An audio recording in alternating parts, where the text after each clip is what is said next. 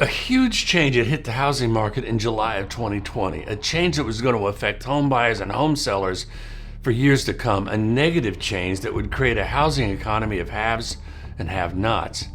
But no one knew it or even had a clue the change was taking place until later on. As they say, hindsight is 2020.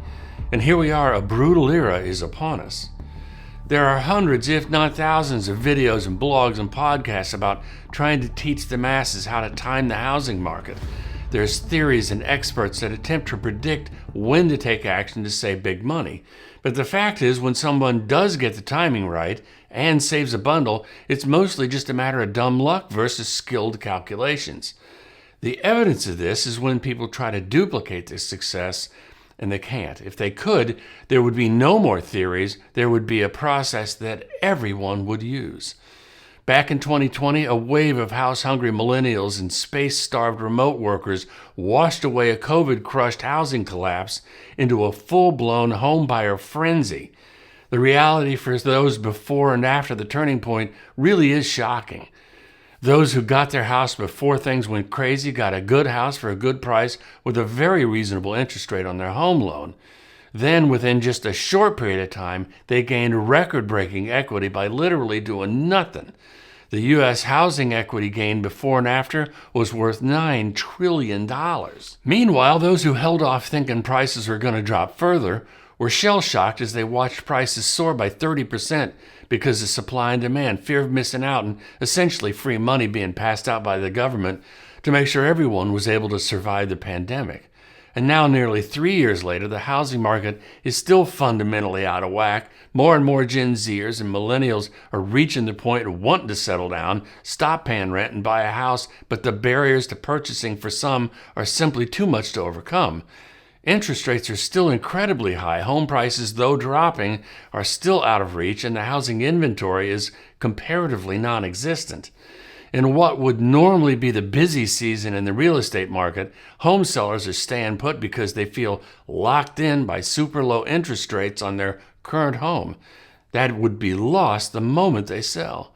What's worse is they fear they may not find a good replacement option again because there just aren't enough homes to choose from. As far as anyone can see, the housing market has changed for good. We can now safely assume that we're in a new normal that sucks big time.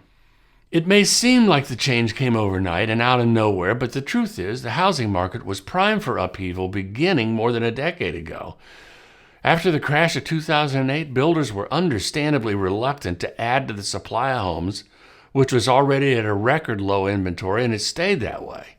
Then two things happened in response to COVID that precipitated the massive shift in the housing market past the point of no return.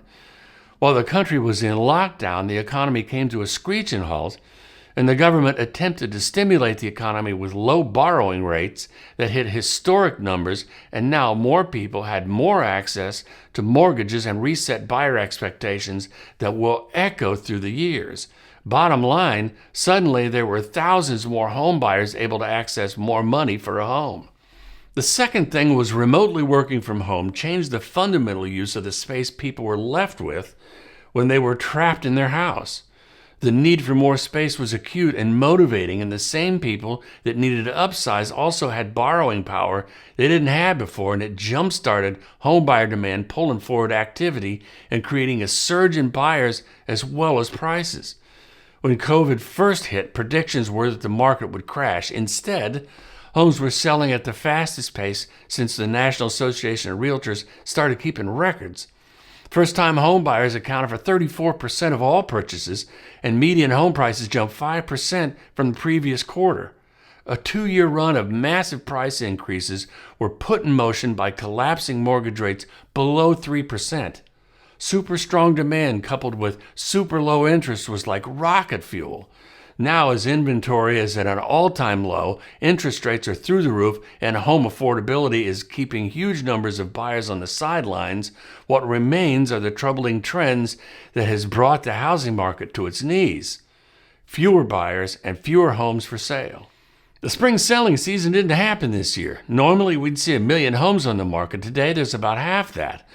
Home sales are down 23%, and new listings are about the same as the lowest levels in 2020 during the lockdown. Currently, 86% of U.S. homeowners with mortgages have an interest rate of 5% or below, while half of all mortgages are 3.5% or below. What that means is, unless moving becomes necessary for most, moving isn't an option many will take. The recreational move from one place to the other is going to be on hold for a while. This speaks directly to the lack of inventory. Just like the crash of the late 2010s has been etched into the American homebuyer psyche, the turning point in the housing market in the early 2020s will be etched as well. Home buyers who bought well and saw their personal wealth skyrocket through equity, while renters saw nothing but higher rents. For those who are entering the housing market today, by comparison, they could feel like they're getting screwed.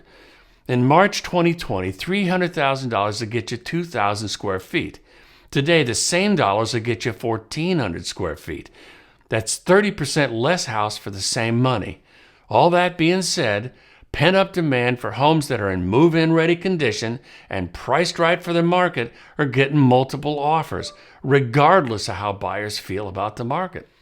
At the same time, a large percentage of homes for sale are languishing on the market because sellers have a hot market hangover, meaning they're pricing too high and not fixing up their home as they should, based on the outdated idea that a sign in the yard is all that's needed to bring offers. Those days are long dead.